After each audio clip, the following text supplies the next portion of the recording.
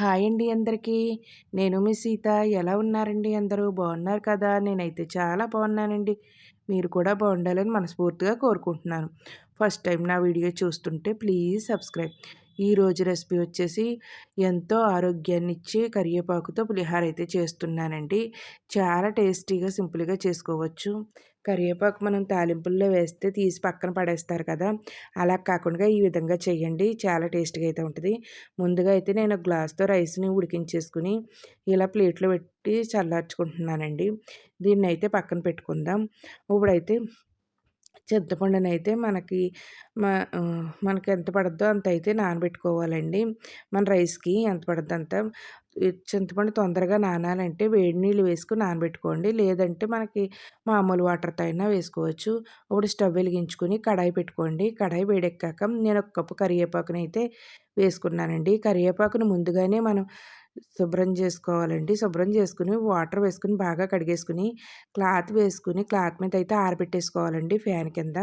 మొత్తం నీళ్ళన్నీ ఆరిపోయిన తర్వాత అయితే మనం ఇలా అయితే వేయించుకోవాలండి. చూసారు కదా! ఈ విధంగా వేయించుకుంటే సరిపోద్దండి. వద్దే నల్లగా అయితే వేపేయకూడదండి. మనం చేత్తో ఇలా అంటే ఇలా ఆహ్, పొడవయ్యేదాకా వేయించుకుందామండి. ఇలా వేయించుకున్న దాన్నయితే ఒక ప్లేట్‌లోకి తీసుకొని పక్కన పెట్టేసుకుందామండి. ఇప్పుడు ఒక స్పూను అదే కడాయిలో ఒక స్పూన్ ఆవాలు, ఒక స్పూన్ పచ్చెనపప్పు, ఒక స్పూన్ మినపప్పు, మిరియాలైతే ఒక అర టీ స్పూన్ అయితే వేస్తున్నానండి. 4 ఎండుమిర్చిని వేసేసుకొని బాగా వేయించేసుకుందామండి. ఈ పప్పులైతే సువాసన వచ్చేదాకా వేయించుకోవాలి. ఆవాలైతే చిటపటలాడేదాకా వేయించుకోవాలండి. ఇలా వేయించేసుకొని ఇవి కూడా ఇలా అయితే వేయించేసుకున్నాం కదా! చూసారు కదా! కలర్ అయితే చేంజ్ అయింది. ఇప్పుడు వీటిని కూడా ప్లేట్‌లోకి అయితే తీసేసుకొని చల్లారనిద్దామండి. ఇలాగ అయితే ప్లేట్‌లోకి తీసుకుంటున్నానండి నేను.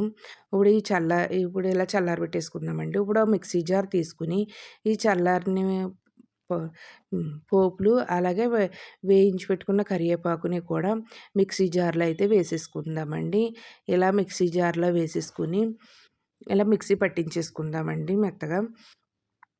చూసారు కదా! ఈ విధంగా మిక్సీ పట్టించుకుంటే సరిపోద్దండి. దీన్ని కూడా పక్కన పెట్టేసుకుందాం.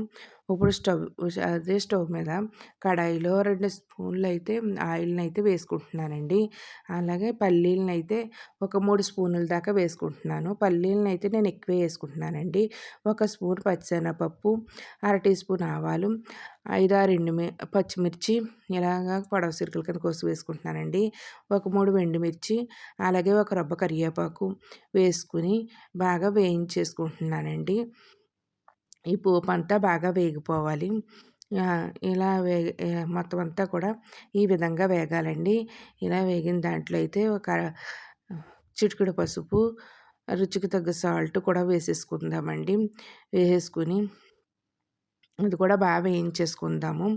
బాగా వేయించేసుకున్నాక మనం ఆడిపెట్టుకున్న కరివేపాకు పొడి ఉంది కదండీ! దాన్నయితే రైస్ మీదయితే వేసేసుకుందామండి.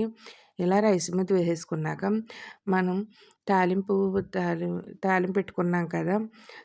పోపు పెట్టుకున్నాం కదా! అవి కూడా అయితే ఇందులో అయితే వేసేసుకుందామండి. ఆ రైస్ మీద వేసేసుకుందాం.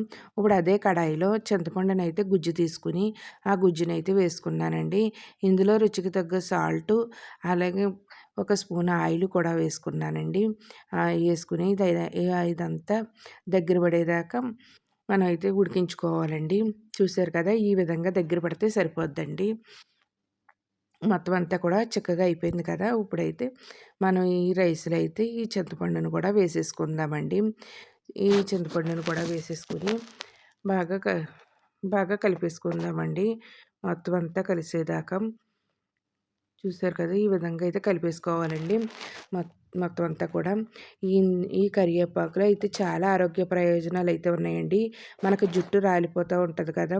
ఈ కరివేపాకు మనం తినడం వల్ల జుట్టు కూడా మనకు ఒత్తుగా పెరుగుతదండి. అలాగే షుగరు, బీపీ ఉన్న వాళ్ళకి కూడా చాలా బాగా పనిచేద్దండి. కంటి చూపుకి కూడా చాలా బాగా పనిచేద్దండి ఈ కరివేపాకైతేని. కరివేపాకుని ఎక్కువగా తీసుకోవటం వల్ల చాలా ఆరోగ్య ప్రయోజనాలైతే ఉన్నాయండి. మొత్తం అంతా ఈ విధంగా అయితే కలిపేసుకోవాలండి. చాలా టేస్టీగా అయితే ఉంటదండి.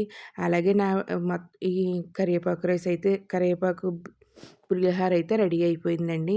నా వీడియో నచ్చితే మీ ఫ్రెండ్స్‌కి, రిలేటివ్స్‌కి షేర్ చేయండి. వీడియో చూసి లైక్ చేయండి. రెసిపీని ట్రై చేసి నాకు కామెంట్‌లో చెప్పండి. బాయ్ అండి. నెక్స్ట్ వీడియోలో కలుసుకుందాం.